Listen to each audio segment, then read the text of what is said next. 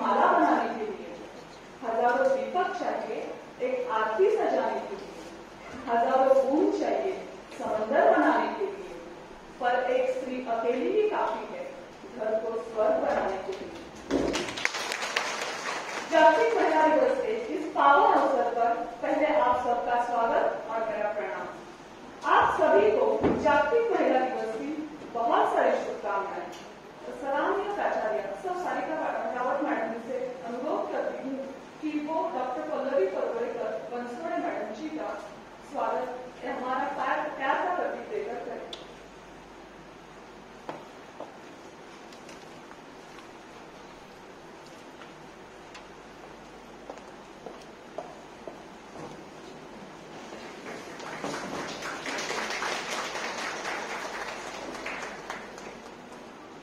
धन्यवाद मैडम।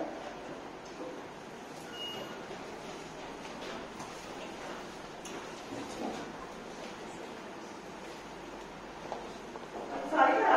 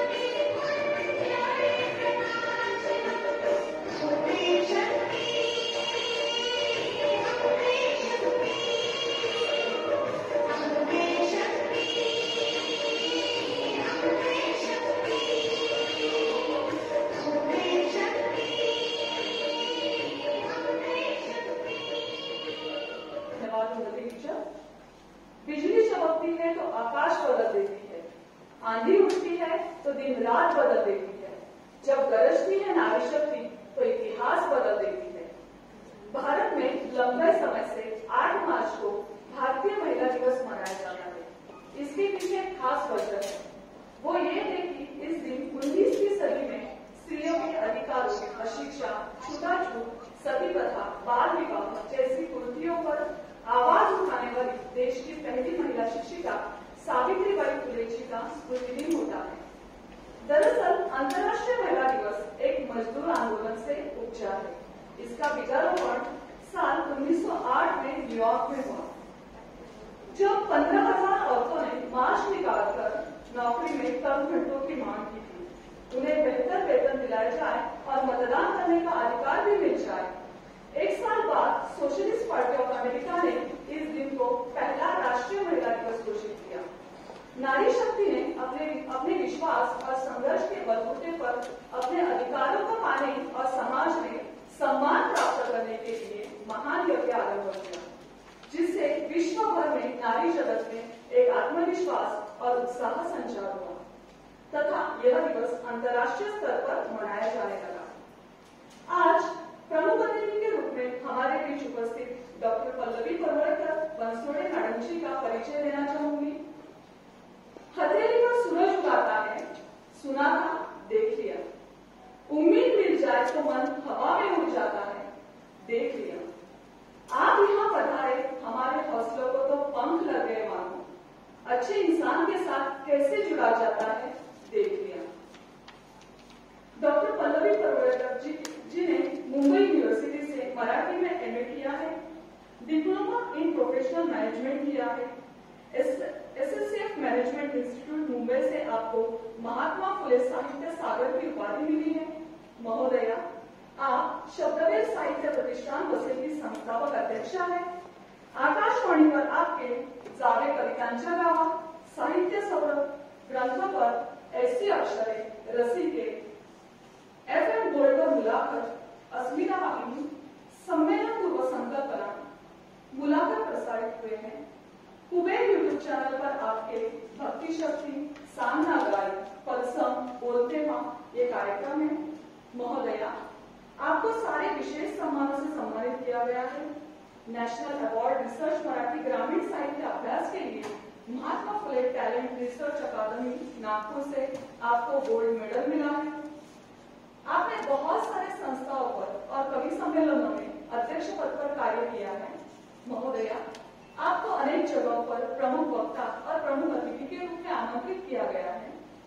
आपको वीरांगना सावित्रीबाई फुले राष्ट्रीय सम्मान पदक, बाबू जगजीवन राम कला संस्कृति तथा साहित्य अकादमी पुरस्कार, राज्य स्तरीय ताराराणी गौरव पुरस्कार, राष्ट्रीय प्रज्ञारत्न विदुषी अवार्ड, नारायण सुर्वे काव्य पुरस्कार, महादेवी वर्मा स्मृति सम्मान, राज्य स्तरीय महाराष्ट्र भूषण पुरस्कार, राज्य स्तरीय विश्वरत्न पुरस्कार, शांता शेट्टी पुरस्कार, एपीजे अब्दुल कलाम निसर्ग सेविका पुरस्कार, शिवांजलि साहित्य गौरव पुरस्कार, इंदिरा संत साहित्य गौरव पुरस्कार एवं इनसे भी कई अधिक पुरस्कारों से आपको सम्मानित किया गया है।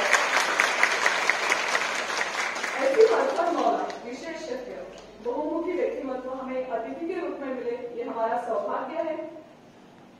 मैं हमारे महाविद्यालय की प्राचार्य सौ सारिका रावत मैडम जी से अनुरोध करती हूँ कि वो कुछ प्रेरणादायक शब्द करें। Good morning all the Shaktis. I feel henceforth we should not say Mrs. Miss.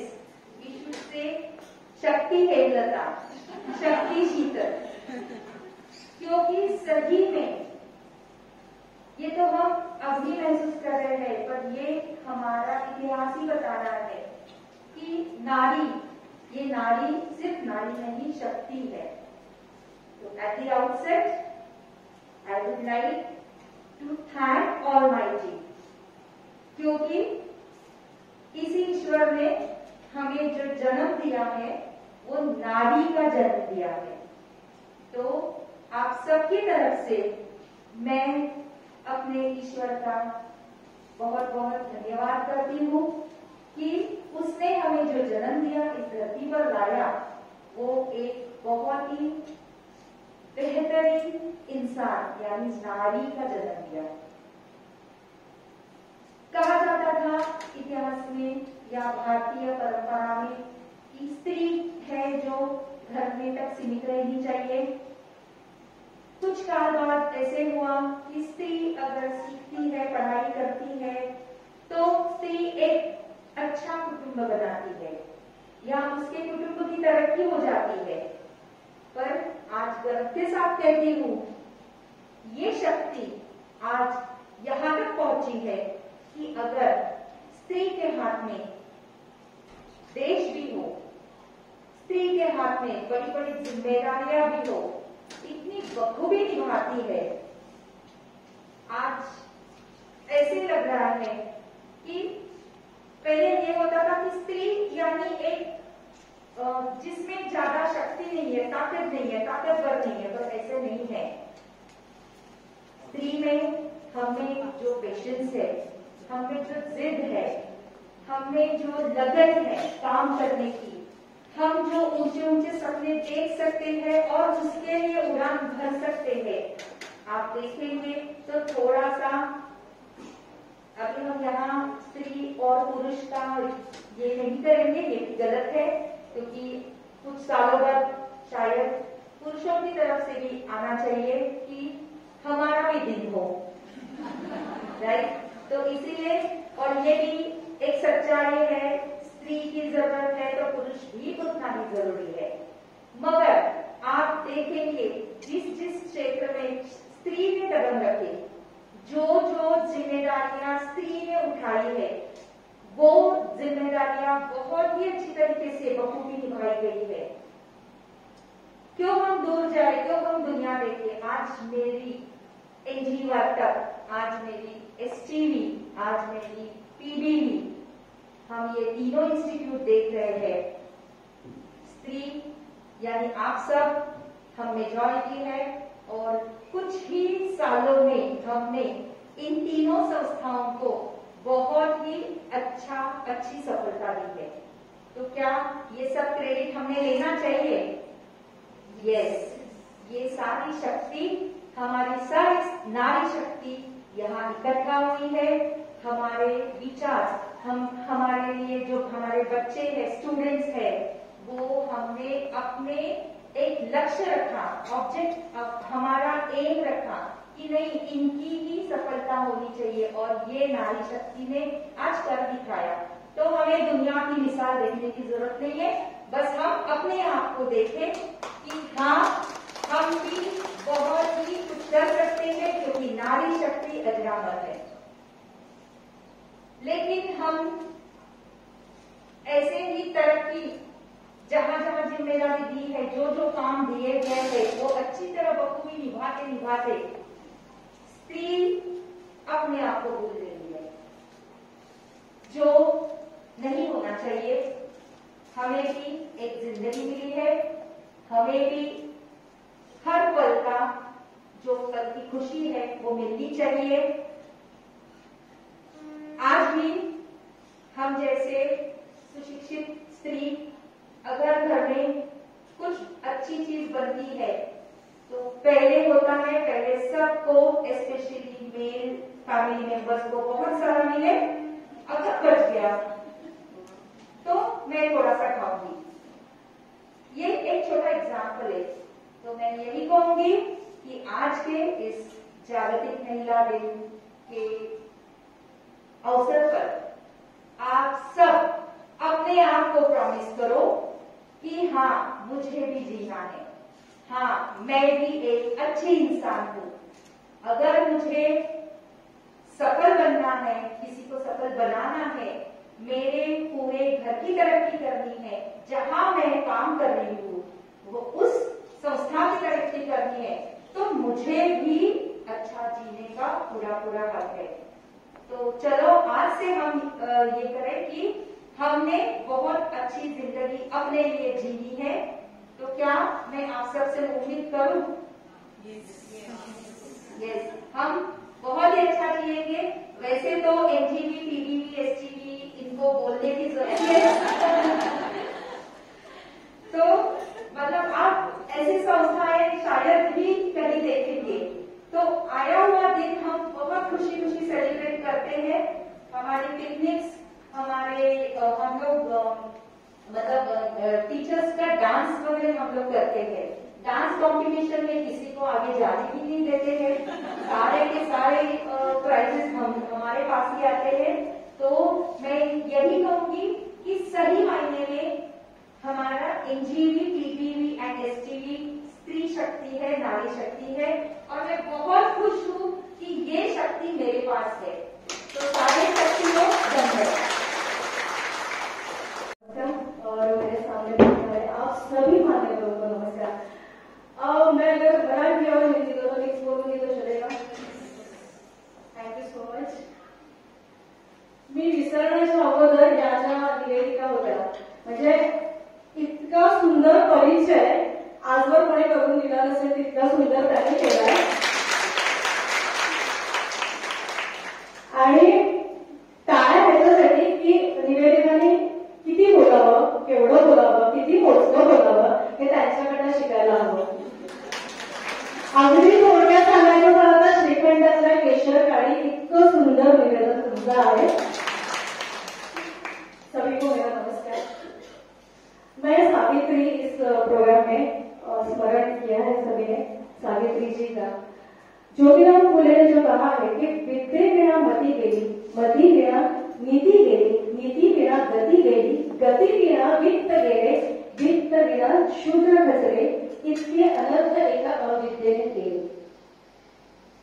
ज्या महापुरुषांनी स्त्री शिकली पाहिजे म्हणून स्वतःच्या घरातूनच सुरुवात केली, त्यांचं स्मरण तिकडे झालंय।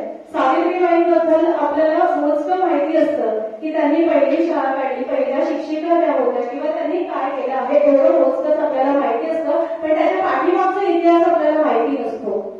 म्हणजे त्यांना हे जे बाळकडू आहे ते त्यांच्या वडिलांकडूनच मिळालं होतं। खंडोजी पाटिल उनके पिता और लक्ष्मी उनके माता। तो उनकी ये संतान सावित्रीबाई 3 जून 1837 में उनका जन्म हुआ।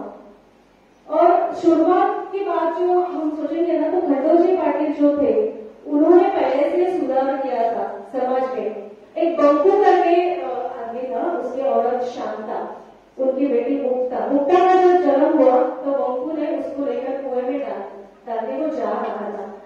उसी वक्त खंडोजी उधर आए और उसको रोका और बोले कि ये नहीं करना है। वो समाज का परिवर्तन उधर से स्टार्ट हुआ था, यानी कि जो संस्कार है वो सावित्री को उधर से ही मिलते गए। ऐसे उनको जब पहली बेटी हुई तो वो बहुत खुश हुए थे कि मुझे बेटी हुई, लेकिन बाकी माँ और सब नाराज हुए थे कि पहले बेटी हो गई है और समाज क्या बोलेगा वगैरह, ऐसा सब हो रहा था। लेकिन जो संस्कार है वो सावित्री को उधर से ही मिले। मुझे लगता है 9 वर्ष की होती तभी उनकी शादी हुई ज्योतिराव फुले। मला खरं सांगायला आवडेल की त्यांनी इतकं काही, म्हणजे आपण ऐकलंय की दगड शेड होते वगैरे एवढं काही त्यांनी सहन केलं, मुलींसाठी ती शाळा काढली वगैरे। प्लेगच्या साथीमध्ये जेव्हा त्यांनी दवाखाना काढला आणि प्लेगची साथ आली तेव्हा त्यांनी अक्षरशः रुग्णांना खांद्यावरती घेऊन त्या धावत जात होत्या आणि त्याच्यामध्येच त्यांना प्लेग झाला आणि प्लेगमध्ये त्यांचा मृत्यू झाला। म्हणजे एक स्त्री काय करू शकते याचं उत्तम उदाहरण आहे। आणि आपल्याला खरंच माहिती नसेल की ज्योतिरावांच्या चितेला अग्नी सुद्धा त्यांनी दिलेला आहे। ही गोष्ट बऱ्याच जणांना माहिती नाही, कारण इतका पुढारलेला विचार हा त्या काळी जर होऊ शकतो तर आत्ता का नाही। म्हणजे अजूनही मला सांगायला खरं तर वाईट वाटतंय। माझ्या मैत्रिणीने एकदा मला फोन केला की नासा मिशन मध्ये माझं जेव्हा सिलेक्शन झालं, अमेरिकेचं नासा मिशन, ह्याच्यामध्ये जेव्हा काही सिलेक्टेड व्यक्तींची नावं लिहिली तेव्हा आमची माहिती ही चिटकाद्वारे तिथे पाठवण्यात येणार ही खूप मोठी गोष्ट होती। तेव्हा तिने माझं अभिनंदन वगैरे केलं। मी म्हटलं थँक्यू सो मच, तू काय करतेस स्वतः? तर म्हणते की माझी शेती आहे, पेट्रोल पंप आमचा शेती आहे आणि मला लिखाणाची आवड आहे। म्हटलं वा खूप छान, काय काय लिहितेस? तर म्हणे नाही, मी जे लिहिते ना ते माझा नवरा सगळं काढून टाकतो। मग म्हटलं शेतीमध्ये काय? शेतीमध्ये मी माझी झाडं लावते, मी स्वतःची झाडं लावली की माझा नवरा काढून टाकतो। मग मला विचार आला की आपण खरंच स्वतंत्र आहोत का? मी तिला म्हटलं अगं 21वा युग आहे आणि तू इतकं का सहन करतेस, कशासाठी? नाही म्हणे घरच्यांचा मान आदर राखावा लागतो, बाहेरचं माझं एवढं चांगलं नाही की मी सगळं सोडून तिथेच आहे। खूप वाईट वाटतं, खरंच आपण स्वतंत्र आहोत का? तुम्ही तुमच्या टीचर्स बद्दल खूप छान बोललात की प्रत्येक जण कसं एन्जॉय करतो पूर्ण वेळ. आणि सांगायला आवडेल मला की इथे मी येऊन गेले शिक्षकांसाठी ज्या स्पर्धा होत्या ना नाट्य स्पर्धेच्या वेळेला मी परीक्षक होते. तर तेव्हा मी सगळं उत्साह पाहिलाय आणि तेव्हा मलाही वाटलं की अरे हे लोक दुसऱ्यांना जिंकायला देतात की नाही. आणि मला खरंच सांगायला वाटेल की कुणीतरी ना एक टीमवर द्यावा लागतो, एक पॉइंट देना पड़ता है तभी उसकी दिशा बनती है. तो वो टीम पॉइंट देने का काम है ना तो इधर से हो रहा है, इसलिए वो महिला इतनी आगे जा रही है. तो वो आप सबके लिए ताली हो जाए.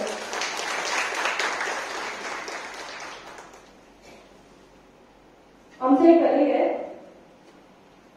हे सगळ्या फेसबुकवर जे फ्रेंड्स असतात ते सगळे आपले अपडेट्स बघत असतात. त्यांनी मला फोन केला की मॅडम खूप अभिनंदन, खूप प्राऊड फील होतं की आम्ही तुमचे मित्र आहोत वगैरे. म्हटलं हा खूप छान, तर खूप छान म्हटलं तुम्ही समोरून फोन केला वगैरे. तर तेव्हा ते म्हणाले की नाही मी दुसऱ्या कारणासाठी फोन केला. म्हटलं काय? नाही माझ्या मिसेसनी रात्रभर तुमचं फेसबुकचं आलं. म्हटलं अरे वा हे तर खूपच छान.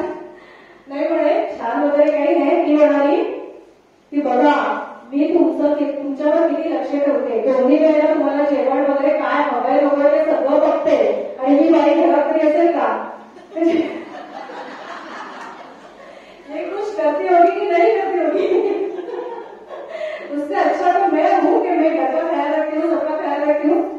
मी विचारते नाही यार म्हणजे माझ्याकडे खरोखर कामवाली बाई सुद्धा नाही आहे. आणि मला जर 8ला जायचं असेल तर मी 5ला उठून सगळं ऍडजस्ट करून इव्हन आता सुद्धा सगळं ऍडजस्ट करून मी आले. पण एक स्त्री जर असा विचार करत असेल की बाई काय करत असेल तर हे फार चुकीचं आहे. आणि फक्त घर हे आपलं विश्व नाही, आपल्या प्रत्येकामध्ये काहीतरी असा सुप्त गुण असतो. आता बघा फेसबुकला वगैरे लॉकडाऊनमध्ये प्रत्येकाने आपले गुण असे उजळायला घेतले. मला ड्रॉइंग येत आहे, अरे हे तर मी पण करू शकते, त्यात काय तिने केलं मी पण करायचंय असं म्हटलं जातं.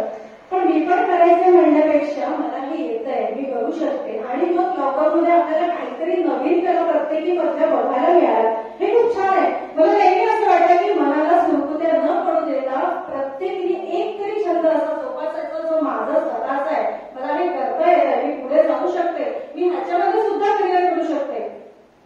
माझ्या बाबतीत सांगायचं झालं तर माझ्याकडे ना फक्त शब्द होते आणि मला करायचं खूप होतं, खूप काही करायचं आहे मला अजूनही. तेव्हा विचार केला की आपण काय करू शकतो. मॅनेजमेंटला ऍडमिशन घेतली, बॉम्बेच्या मॅनेजमेंट इन्स्टिट्यूटमध्ये गेले, तिकडे ऍडमिशन घेतली. तिकडे 70 बिझनेसमॅन होते. म्हणजे इकडे आपल्याला काही टिकावं लागणार नाही कारण आपल्याकडे विकण्यासारखं काही नाहीये. पण विचार केला की काहीतरी करता येईल. त्या शब्दांचा वापर करून मी माचीस साईजचे अल्बम्स काढले ज्याच्यामध्ये तुमचे फोटोज, माझी कविताची कन्सेप्ट आणली, मग्स आणले. जे मग्स मध्ये काही अशी फुलं आहेत की जी मुलांना आता माहितीच नाही. बघूचं फुल नाही माहिती आहे, रजनीगंधा काय नाही माहिती आहे. ही सगळ्या फुलांची रेंज मी मग्स वरती आणली. त्याच्यावरती त्या फुलाचं मन काय होतंय ते लिहिलं. असे खूप वेगळे प्रॉडक्ट्स आणले, ग्रीटिंग कार्ड्स आणली, ती पण अगदी वेगळ्या प्रकारची आणली. माझं वेगळेपण तिथे दिलं. आणि जेव्हा 70 पैकी 14 विद्यार्थ्यांनी ते ट्रॉफी जिंकली त्याच्यात मी पण होते. सोपी साधी कल्पना होती. ओढणीवरती मी कविता लिहिल्या, टी शर्ट वरती काही लाईन्स लिहिल्या. हे करत गेले. आपल्याला वेगळेपण जर आपण शोधलं ना तर काहीच अशक्य नसतं. फक्त तुम्हाला आउट ऑफ झोन वेगळं करायचं असतं. आणि मी सांगू तुम्हाला दखल ही घेतली जाते प्रत्येकाची जर तुम्ही दखलपात्र असाल तर. आणि आपण आपली स्वतःची दखल घ्यायला शिकायचंय. बायका बऱ्याचदा म्हणतात वेळच मिळत नाही, ऑफिसला जायचं, घरातलं आवरायचं आणि मग कुठे वेळ मिळतो. साधं वाचायला सुद्धा वेळ मिळत नाही. या मोठ्या लेक्चर देतात वाचलं पाहिजे असं. मी बऱ्याच कार्यक्रमाला जाते, बरेच मान्यवर असं म्हणतात की हे वाचलं गेलं पाहिजे, तुम्ही ही पुस्तकं वाचा, तुम्ही ती पुस्तकं वाचा. पण खरं सांगू खरोखर आपल्या बायकांना तितका वेळ नाही मिळत की आपण एखादा पुस्तक घेऊन ते संपून टाकावं 2 दिवसात. आणि मला असं वाटतं की व्हॉट्सअप, फेसबुक वरती जे येतात ना छोट्या छोट्या शॉर्ट स्टोरीज, कविता, आपण ते वाचत असतो की नाही. तुम्हाला इतकंच म्हणायचंय की ते वाचलं तरी तुमचं वाचन समृद्ध होईल. फक्त आपल्याला काय वाचायचंय आणि त्यातलं काय वेचायचंय इतका नेमका फरक कळला तरी सुद्धा वाचन तुमचं समृद्ध होईल असं मला वाटतं. आणि खरं तर अशी परिस्थिती आज आहे की आपण म्हणतो की आपण खूप स्वतंत्र आहोत, पण मुली आपल्या सुरक्षित नाहीये. म्हणजे रोज एक बलात्कार जखमा करतोय, रोज एक बलात्कार जखमा करतोय, मुलगी म्हणून जगण्याचे दाखले देतोय. आहे नाही परिस्थिती. मग आपल्याला गरज कसली आहे, हमें जरूरत किसकी है, आरक्षण की या संरक्षण की, ते मिळायला हवं ना. मग सुरुवात कुठून करायला पाहिजे, आपल्या घरातून. मी म्हटलं ना की संस्कार वगैरे जे आहेत ना, ते सावित्रीबाईंना मिळाले किंवा त्यांनी जे पुढे की त्यांच्या मनात फक्त एकच ध्येय होतं की प्रत्येक स्त्री शिकली पाहिजे. शिकून बघा, शिक्षण असताना आपल्याला पुढच्या पुढे घेऊन जाऊ शकतो. आपण प्रत्येक गोष्टीचा फक्त भाऊ करतो, अरे नाही काय करायचं आता शिकून, ह्या वयात शिकून तरी काय करणार आहे वगैरे अशा गोष्टी होतात. पण नाही, शिक्षणाने खूप पुढे. मुली सुरक्षित नाही आहे त्याचं खरंच खूप वाईट वाटतं. म्हणजे मला एका कवितेत असं म्हणावंसं वाटतं की पूर्ण स्त्रीचं आयुष्य हे रिसायकल असतं. म्हणजे माझी एक कविता आहे की जन्म जन्माची सुधोरी, जन्म उभा उंबऱ्याशी एका रात्रीचा पाहुणा, जन्म उभा उंबऱ्याशी एका रात्रीचा पाहुणा, आई तुझ्या कुशीचा कुठे शोधू मी पाहणा. पुन्हा सांगू उलग आलं, पुन्हा सांगू उलग आलं, निशब्दही मौन राहतं, बरं डोळा पाणी सांज काही अभे आलं. सांज सड्याचे शिंपण, सांज सड्याचे शिंपण, माझे भातू कलेक्षण, किती किती बेचूक आहे मला मातीचे निकण. जाण झाली माझी मला, जाण झाली माझी मला, आता संपली खेळणी, बाईपणाच्या पुणा आली घेऊन पाहुणे. तुझं बुझे पाणवटा, तुझं बुझे पाणवटा, झाला विटाळ विटाळ, तुही सोसला सराग असा कानुसाचा काळ. बघ झाली ना ग पुन्हा हीच शिळी पत्रावळी, जन्म जन्माची शिदोरी, अळी मी गुपची, अळी मी गुपची. हे स्त्री सायकल आहे ना, स्त्रीचं जगणं हेच आहे ना. तेच तेच तोच पडा प्रत्येक मुलीमध्ये येत असतो. ती लहान असते, मोठी होते, वयात येते, मासिक पाळी येते तिला. बऱ्याच बायकांना आज मला खरंच सांगावं असं वाटतं की मासिक पाळीमधले जे त्रास आले, 40 नंतरचं जे आपलं हे असतं त्याच्यामध्ये आपण बरेच प्रकार लपवून ठेवतो. बऱ्याच महिला व्हाईट डिस्चार्जचा त्रास होतो, तो कॅन्सरवरती जाऊ शकतो. आपण लक्ष देत नाही. ओके, जाता येणं पकडाव्या आणि त्यानुसार चालू असतं, पण बायका डॉक्टरकडे जायला लाज वाटते. बाळपण म्हटलं तरी आपण त्या लाजेतून जातो, पण पुन्हा जर डॉक्टरकडे जायचं तर नको वाटतं आपल्याला. अरे जेन्ट्स डॉक्टर असेल तर त्याहून भीती वाटते. पण तुम्हाला माहिती आहे, छोट्या छोट्या गोष्टी ज्या कॅन्सरवरती जाऊ शकतात. प्रत्येकाने रेग्युलर चेकअप केलं पाहिजे. 40 वयानंतर तरी प्रत्येकाने हा चेकअप केला पाहिजे. बऱ्याच जणांना ब्रेस्ट कॅन्सर असतो. का महिला दुर्लक्ष करतात? एक छोटीशी गाठ असते. माझी बहिणीला कॅन्सर डिटेक्ट झालं. एक छोटीशी गाठ होती, नेहमी तिला लागायची, ती दुखायची नाही, काही नाही, काही नाही. तिने दुर्लक्ष केलं. एकदा ती आईला म्हणाली की मला नसते की काहीतरी लागतंय, म्हणून ती डॉक्टरकडे गेली आणि तोपर्यंत उशीर झाला होता. कॅन्सर खूप पुढे निघून गेला होता. पण मग तो झाल्यानंतरच्या ज्या वेदना असतात त्या किती असतात. साधं पोटात दुखतं म्हणून आपण काहीतरी बरोबरची औषधं घेतो आणि ते निघतं, पोटाचा कॅन्सर होतो, हार्निया होतो, आपण नाही लक्ष देत. आणि मग खूप मोठं झाल्यावरती त्याचं दुःख आपण स्वतः म्हणतो, पण आपल्या घरातल्यांना सुद्धा देतो. हे छोट्या छोट्या गोष्टी आहेत. मुलींना सुद्धा मासिक पाळीबद्दल जेव्हा पहिली पाळी तिची येते तेव्हा हे सगळं समजावून सांगणं. आता तर खूप काळ बदललाय, आपण उघडपणे बोलू शकतो त्यांच्याशी, पण मुलीशी बोललं पाहिजे. कारण पहिलीच वेळ ते त्याला माहिती नसतं, त्या उघडले पण असतं. पूर्वी काय असायचं की आपल्याला कोणी सांगायला नव्हतं त्यावेळेला, की आईला कसं सांगायचं, लाज वाटते, किंवा पहिलीच हे काय आहे हे सुद्धा माहित नसतं. पण मुलींना हे संस्कार सगळे कॉलेज शाळेमध्ये असे लेक्चर्स वगैरे होऊन ते कळतात. तर हे सगळं व्हायला पाहिजे. मला खरंच खूप छान वाटतं की इतक्या सगळ्या संख्येने तुम्ही महिला इथे उपस्थित आहेत. मला वाटलं की याच्यामध्ये कदाचित करोनाच्या धर्तीवरती कोणी असेल की नाही, ऐकायला कोणी येईल की नाही वगैरे हे सगळं वाटत होतं, पण छान वाटतं. आणि हे कॉलेज असं आहे की जिकडे तुम्हाला खूप आपल्या कलांना वाव देण्यासारखं. मला बऱ्याच जणी मला असे चेहरे ओळखीचे वाटतात की त्यांनी मला पाहिलं असेल किंवा मी त्यांना पाहिलं असेल या कॉलेजमध्ये असल्यामुळे. तर मला असं इतकं सांगायचं की प्रत्येकीने आपापले गुण ओळखायला पाहिजे. प्रत्येकीमध्ये काहीतरी टॅलेंट असतं ते ओळखायला पाहिजे आणि त्यानुसार जर आपण केली तर आपल्याला अशक्य असं काहीच नाही. एक हिंदी कविता घेते मी. माझी अत्यंत आवडती कविता आहे. हाँ औरत हूँ मैं, हाँ औरत हूँ मैं, जन्म से ही घर में सिमटी हुई सिसकियों की रोटी हूँ मैं. हाँ औरत हूँ मैं, कोख में कत्ल दहेज की बलि, कोख में कत्ल दहेज की बलि, कोठे की बांधी दरिंदों की हवस हूँ मैं. हाँ औरत हूँ मैं. बदनामी का दाग लगा, मेरे अस्तित्व का एक एक अंग निचोड़कर बदनामी का दाग लगा. ताना देते समाज की एक परवरिश हूँ मैं. हाँ औरत हूँ मैं.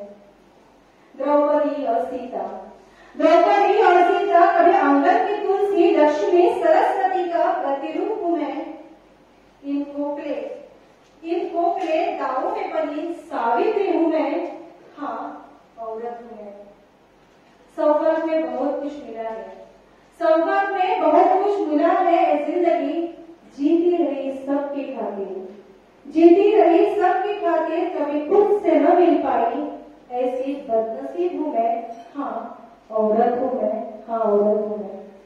वर्षोनवर्षे हेच चालत आलंय. आपण म्हणतोय की बदलले पण कुठे बदललंय?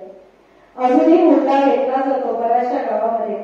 बघा मला ना जेव्हा मी मौखिक साहित्याचा अभ्यास करत होती, म्हणजे अभिजात साहित्य सगळ्यांना माहीत असतं, पण मौखिक साहित्य जिथे तोंडाने सांगितलेल्या म्हणी आहेत, काही आठवणी आहेत, काही किस्से आहेत, जे वडिलोपार्जित आपल्याकडे आलेले असतात, पण आपल्याला ते लिखित स्वरूपात सापडत नाही. माझा रिसर्चचा विषय हा होता की मौखिक साहित्य म्हणून मी व्यक्त होते. इतके पॉइंट्स मला मिळाले त्याच्यामध्ये. एक आदिवासी लोकांमध्ये अशी प्रथा आहे, थोड़ा सा आउट ऑफ पेज करके मैंने जो किया है काम, 2014 में पुणे जीपीओ ने मेरा पोस्टर स्टैम्प निकाला था. अभी इंटरनेशनल लेवल पे उसका शायद 150 देशों में उसका प्रदर्शन हो रहा है इंटरनेशनल लेवल पे. ये बहुत बड़ी बात है. शून्य से शिखर तक ये मालिका में उस टाइम मेरा पोस्टर स्टैम्प निकाला था. अभी जब उसका कहना पड़ता है कि उसकी दखल यूनाइटेड नेशन ने ली. यूनाइटेड नेशन को 75 ईयर्स कंप्लीट हो गए, तो उन्होंने 2020 और 2030 महिला सबलीकरण वर्ष डिक्लेयर किया, और इसका फायदा मुझे हुआ है क्योंकि ये दखल उन्होंने ली ह्यूमन राइट्स ने, और यूनाइटेड नेशन ने मुझे यूथ आइकन डिक्लेयर किया. तो मेरे लिए बहुत गर्व की बात की थी कि मैं एक सामान्य लड़की हूँ. वैसे जैसे ये पहले लोग कैसे बोलते थे, मैं जब कॉलेज में रहती वसई में रहती हूँ, गांव में उधर से आती हूँ, ये सब बोला जाता था. लेकिन आज गर्व से कहना पड़ता है कि हाँ मैं गांव की लड़की हूँ, और मैं आज यूनाइटेड नेशन यूथ आइकॉन हूँ. मेरा अमेरिका नासा मिशन में मेरा सिलेक्शन हुआ है. आज मेरा जो सब कुछ कार्य है वो सब चलने वाला है. चीफ रिकॉर्ड द्वारा जो मैंने कार्य किया वो चला. ये बहुत बड़ी बात है, और एक लेडीज होकर अगर मैं ये सब कर सकती हूँ तो आप सब भी बहुत कुछ कर सकते हो. और मैं तो बोलती हूँ सब में हर एक में क्षमता होती है, सिर्फ खुद को पहचानना चाहिए, बस उतना ही.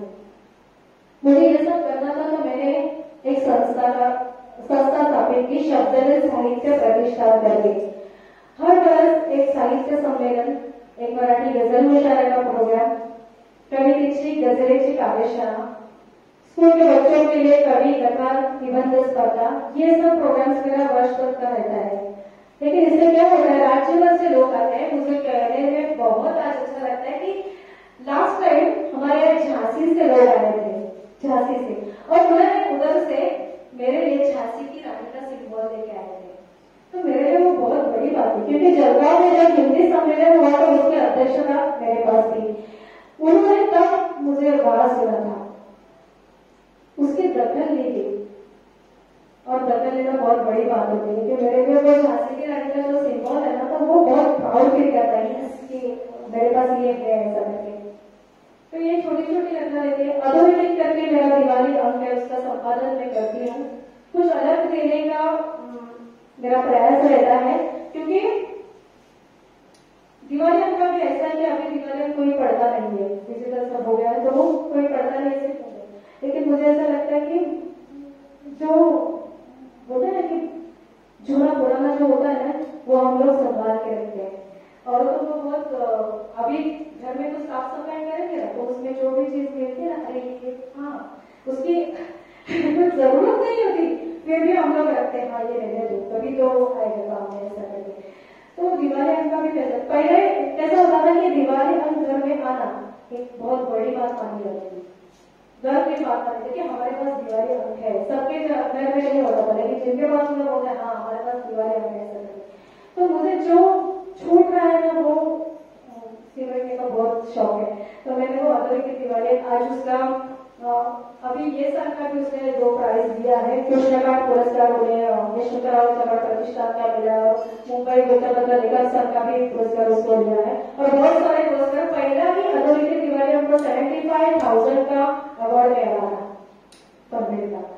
तो अगर हम कुछ अलग करते हैं ना, उसमें भी मेरा यही प्रयास करना था कि जो हम लोग रोज पढ़ते वो नहीं, उससे अलग जाके कुछ करना चाहिए। जैसे कि बहुत पुराने लेखक कवि रहते हैं जिनको सुनना बाकी है, वो सुनना चाहिए आपको।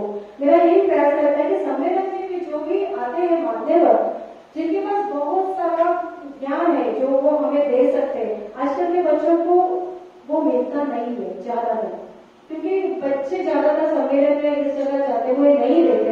अगर हम लोग ये शुरुआत करते हैं, मैंने आपके स्कूल का देखा है कि बहुत सारा क्राउड रहता है और बच्चों को पता चलता है कि क्या करना चाहिए, क्या करते हैं। अगर हमारे शिक्षक कर रहे हैं इतना सब कुछ, तो हम क्यों नहीं करते? तो ये जो शिक्षा है जो यहाँ से मिलती है वो अगर हर जगह हो जाएगा तो बहुत बड़ी बात होगी। बच्चे सीख भी लेती है और उनको लगता है हाँ मेरी मम्मी तो ये करते हैं, मैं भी कर सकती हूँ, मैं क्यों नहीं करती? तो वो बच्चे जो प्राउड फील करते हैं ना, तो वो करते जाते हैं। तो ये जो संस्कार है ना, अगर हम लोग देते हैं तो वो बहुत बड़ी बात हो जाती है। मुझे लगता है मैं बहुत ज्यादा बोल रही हूँ। एक कविता मेरी नहीं है ये, लेकिन मुझे बहुत पसंद है, 2-4 लाइन की है। रघुवीर सहाय की लगता है कवि पत्रकार है, 4-5 लाइन में जो उन्होंने कहा है, नारी बेचारी है, नारी बेचारी है पुरुष की मारी है, नारी बेचारी है पुरुष की मारी है, तन से शुद्धित है, तन से शुद्धित है, मन से मुदित है, तन से शुद्धित है, मन से मुदित है, लपक झपक कर, लपक झपक कर अंत में चीत है। देखो 4-5 लाइन में उसने जो कहा है कितनी बड़ी बात है ना। सच में नारी ऐसी है ना, किसी का शिकार हो जाती है कभी कभी, सच में पुरुष की बात नहीं है।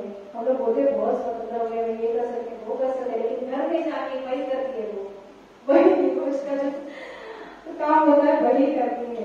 बाहर जाके बहुत बोलते कि मैंने ये किया है, मैंने वो किया है, लेकिन अगर घर में जाके देखे तो वो वही करते हैं जो उनके संस्कार है वो करती रहती है। मैडम ने जो बोला, मैंने जब मैडम बोल रही थी तो मैं सोची अरे यार मेरे लिए कुछ बचा है कि नहीं है, मैं क्या बोलूँ। उन्होंने वो सब कुछ बोल दिया और अपने मेरे से कहा उन्होंने 8-5 के बारे में सब कुछ बता दिया, तो फिर वो क्या है वो मुझे अलग से बताने की जरूरत नहीं पड़ी। फिर मैं सोच रही थी यार कोई तो बच और कोई बोलने वाला तो वो भी सब खत्म कर देगा, तो मैं क्या बोलूँगी। लेकिन आपने बहुत अच्छा बोला है के बारे में, सच में। और ये जो आप सेलिब्रेशन करते हो सच में ये सब होना चाहिए, ये सब खुशी में इकट्ठे होकर जो मन की बात होती है ना, तो ये ऐसे क्राउड में बोली जाती है, तो वो बहुत अच्छा लगता है। और मुझे भी आपने इधर आमंत्रित किया, सच में बहुत अच्छा लगा। और ये सब खाली लेडीज से तो बहुत अच्छा लग रहा है कि कुछ भी बोल सकते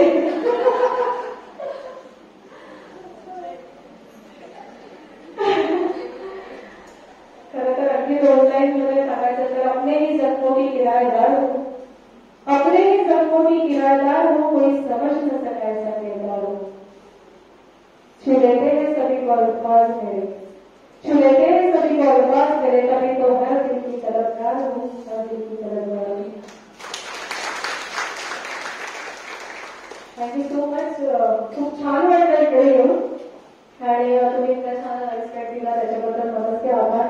आणि प्रत्येकाला हेच सांगणार की प्रत्येकामध्ये हर किसी में कोई ना कोई ख्वाहिश रहती है, किसी की ख्वाहिश बाकी रहती है, तो वो सब पूरा करना। एक ही जन्म मिलता है, एक ही जन्म मिलता है, वापस मिलेगा न मिलेगा वो कुछ पता नहीं।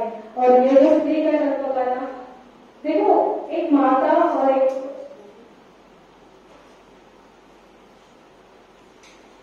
एक आई आणि एक मुली या दोघींनाच जन्माचं दान असतं. म्हणजे गर्भ जो राहतो तो फक्त एक आई आणि एक मुलीलाच. आणि माता आणि माती असं म्हटलं जातं की माता ही जन्म देते आणि माती जिच्यामध्ये आपला अस्त्र होतो. या दोनच गोष्टी सृजनाच्या आहेत ज्या ईश्वराने आपल्याला दिल्यात. आजकाल पुरुषाने एखाद्या याला जन्म दिला असं आपण ऐकलेलं नाहीये. तो सृजन हे आपल्याकडे आहे. त्याच्यामुळे आपण किती निर्मिती करू शकतो, आपण काय करू शकतो, आपण म्हणजे कुठलाच एक क्षेत्र आपण महिलांनी इकडे जेव्हा याच्यावरती काढलं आपण अगदी लता मंगेशकरांपासून ते आत्ताच्या पिढीपर्यंत सगळ्यांचं जे दाखवलं गेलं किती प्रत्येक स्त्रीमध्ये आणि प्रत्येकीमध्ये हे असतं त्या मोठ्या झाल्या कारण की त्या करत गेल्या, त्यांची दखल घेतली गेली म्हणून त्या आपल्या समोर आहेत. पण आपल्याला सुद्धा इथे यायचं असेल तर आपणही करू शकतो. हे फक्त इतकं जरी आपल्याला करायला तरी आपण खूप समृद्ध आणि श्रीमंत होऊ शकतो. मी काय फार मोठी नाही तुम्हाला लेक्चर देण्याची, खूप लहान आहे. पण जे काय मिळवलं त्या शब्दांनी सगळं दिलंय. मी नेहमी म्हणते की घेईन मी जन्म पुन्हा याचसाठी, घेईन मी जन्म पुन्हा याचसाठी गर्भार कवितेची भरून होती, गर्भार कवितेची भरून होती. हम लोग जो बाहर जाते हैं प्रोग्राम के लिए स्टार्टिंग में अभी तो वो सब क्या बोलते हैं स्पर्धा वगैरह वो कोई लेता ही नहीं है. मुझे स्पर्धा वगैरह जाएंगे तो नहीं बोलते आप नहीं ले सकते. तो स्टार्टिंग में जब जाते थे ना तो एक एक कविता पढ़ने के लिए इतने दूर से लोग आते थे ना. एक बार ऐसा हुआ कि एक बूढ़े आदमी जिनके पास अपनी बुक थी लेकिन वो सब पढ़ी हुई वगैरह ऐसी बुक थी, वो बार बार बोल रहे थे मुझे एक कविता पढ़ी, एक कविता पढ़ी. फिर सबने बोला ठीक है एक बोलने तो बोलने देते. फिर वो स्टेज पे आया, वो सब कपड़ा वगैरह बहुत महंगा था. उनके साथ उनकी बीबी भी थी. तो बीबी के आंख में पानी था और वो जब स्टेज पर आया ना तो उन्होंने एक कविता पढ़ी. इतनी कविता दुनिया से लिखी थी ना कि सबके आंख में पानी आ गया. फिर एक कविता के बाद सबने तालियां बजाई और वो बोलेंगे और एक कविता पढ़ू क्या. फिर सबने हाँ कहा तो मैंने दूसरी कविता पढ़ी. लेकिन इससे क्या हुआ, उसको तो वो सम्मान लगा ना कि सबने अप्रिशिएट किया वगैरह था. लेकिन तब पता चला कि एक कविता के लिए लोग कितने दूर तक आ सकते हैं, क्या कर सकते हैं. तो वो लगन होनी चाहिए. अभी तो उनका एज भी बहुत ज्यादा था, फिर भी वो सब बुक्स वगैरह लेके आए कि एक कविता मुझे सुनाने मैं सुना सकता हूँ, मेरे पास ये है. तो वो जो जिद है जो उनमें थी वो हम सबके होनी चाहिए. और वो सब दृश्य देखिए मैंने सोचा कि एक व्यासपीठ ऐसा रहना चाहिए कि जिनमें लोग खुद आकर पढ़ सकते हैं, जिसका कोई मूल्य नहीं रहेगा. मेरे यहाँ बेलगांव से झांसी से सब जगह से लोग आते हैं. राज्य जो सम्मेलन है तो बहुत अच्छा लगता है कि लोग मेरे लिए आते हैं, मुझे पहचानते हैं. हाँ पहले जी का सम्मेलन है हम लोग आएंगे ऐसा करते. तो वो मैं कर सकती हूँ ना. जब मैंने वो सब दृश्य देखा तभी ठाना था कि एक व्यासपीठ को ऐसा मैं दूंगी जिनमें लोग आएंगे और खुद की कविता जो भी रहेगा उनको जो ऐड करना है वो सब कर सकते हैं. मैंने पर्यावरण सम्मेलन सब महिलाओं का लिया था. तुम्हें पता है पर्यावरण सम्मेलन में उन्होंने मंगलागढ़ रहती है वो सब की थी. वो सब लोग इतना दंग रहे थे कि अरे यहाँ ये कुछ अलग है तो ये अलग करना चाहिए. भैया जी की मुलाकात रखी थी मैंने, आशा का जो मराठी हीरोइन है उनकी रखी थी जो जिनको सुनना चाहिए आपको. तो ऐसा क्या इधर भी कोई ऐसा प्रोग्राम रखते हैं कि अरे हाँ इनको सुनना चाहिए कि ये व्यक्ति अभी ज्यादा दिन तक नहीं रहने वाले, लेकिन अगर हम इधर लाते हैं उनको तो उनको सुनना पड़ेगा. क्योंकि बाद में सुनने वाले को टीवी जो देखते हैं वो देखते हैं, लेकिन जो लाइव में हम लोग उनको जो उनका अचीवमेंट रहता है वो सब देखते हैं तो बहुत अच्छा रहता है. यस हाँ ये सब करना चाहिए, उससे इंस्पिरेशन मिलता है कि हाँ आगे जाके हम भी ऐसा कर सकते हैं. तो ये प्रोग्राम भी आप यहाँ पर ऐसा रखिए. कोई भी मान्यता को लाना होगा मुझे फोन करेंगे तो भी मैं कर दूंगी, लेकिन आप ऐसा लाओ उनको कि हाँ यस. और आपको महिलाओं को तो बहुत अच्छा लगेगा. तो ये सब बातें छोटी छोटी है लेकिन छोटी छोटी करके बड़ी हो जाती है. और आपने आप सबने जो बड़प्पन किया इतना ध्यान से सुनने वाला पब्लिक अगर मिलता है तो बहुत अच्छा लगता है. उस दिन फिगर पर जब लेक्चर था तो बच्चों को ना पूरा ओपन ग्राउंड में रखा था तो इतनी धूप आ रही थी फिर भी बच्चे इतना शांत से सुन रहे थे. लेकिन बस स्कूल से उनको बताया गया था कि डिसिप्लिन डिसिप्लिन डिसिप्लिन करके गए था.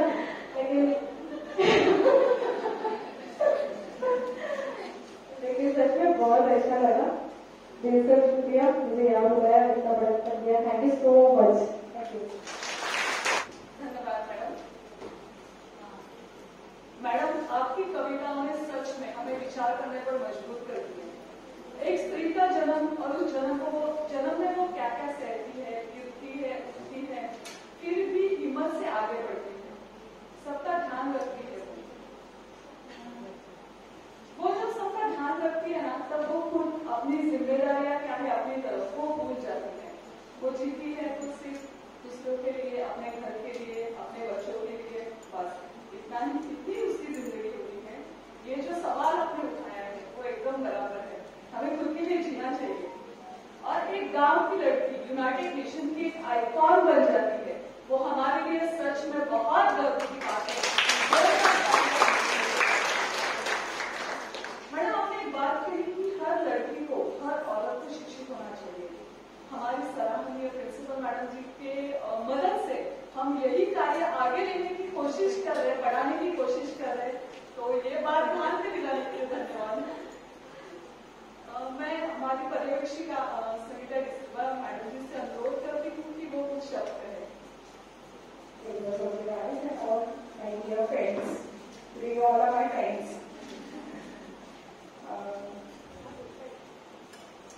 Madam has told us about our unity, and she has given us lots of information that how we are together.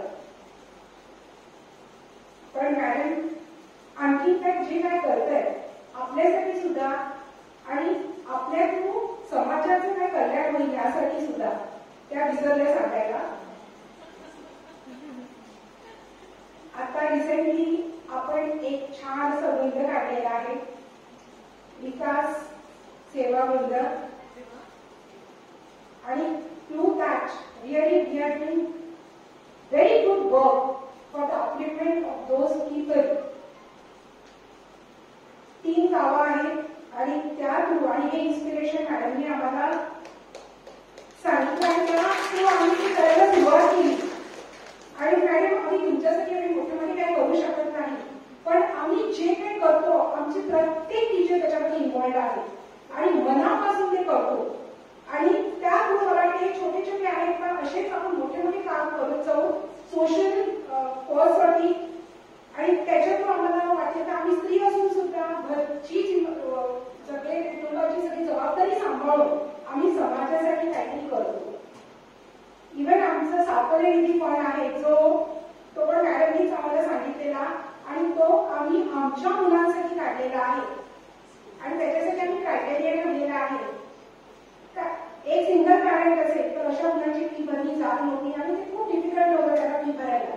मग आमच्या शिक्षक सगळ्या शिक्षक I am very proud to say that each and every teacher दरवर्षी आम्ही contribute करतात आमच्या सॅलरीतून आणि त्यातून आम्ही एक फंड उभा केलेला आहे आणि त्या फंडमध्ये आम्ही दरवर्षी एफडी सुद्धा करतो आणि त्या फंडमधून आम्ही जवळजवळ कॉलेजच्या मुलांना आणि आमच्या मुलांना शिक्षण देतो.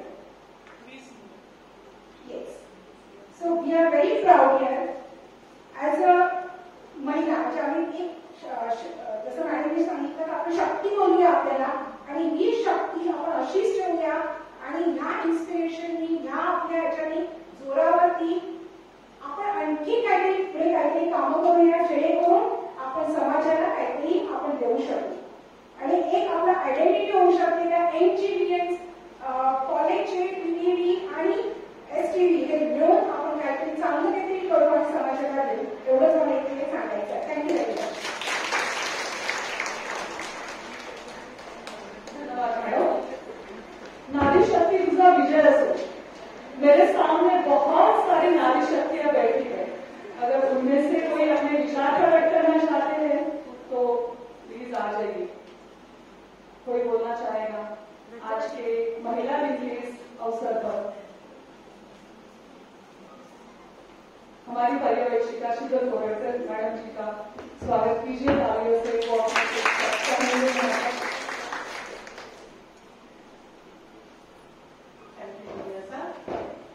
Good morning to you all. आप सभी ने आज का प्रोग्राम बहुत तहे दिल से एंजॉय किया है, ये समझ में आ रहा है। और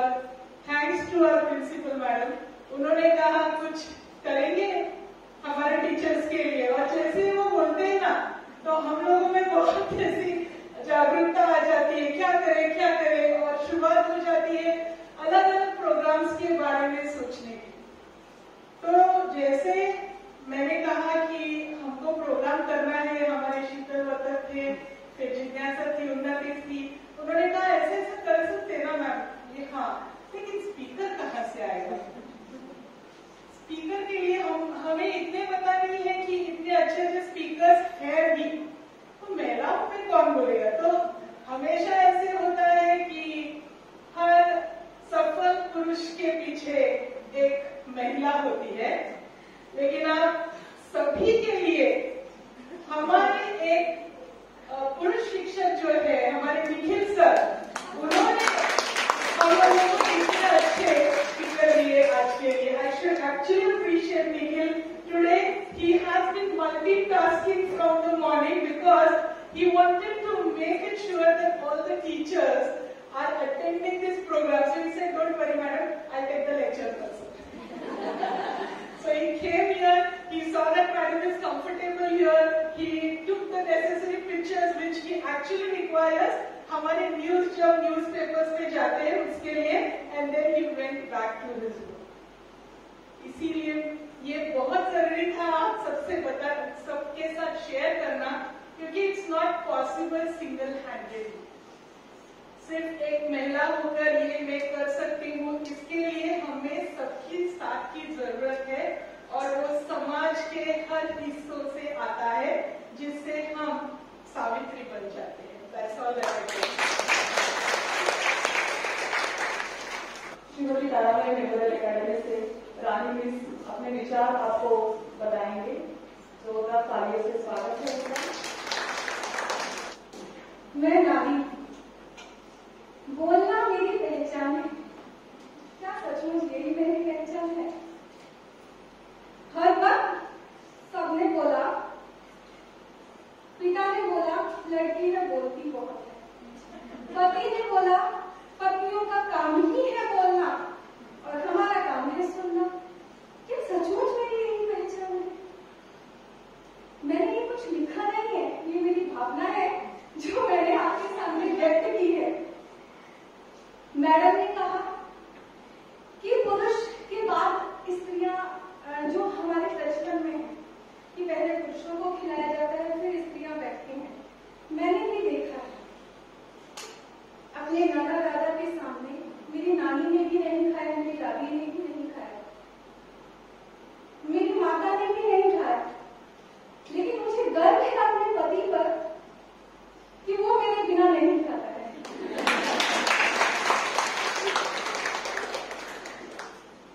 और एक रीति नहीं कहूंगी, नई रीति बदली है कि हम एक ही प्लेट में खाते हैं।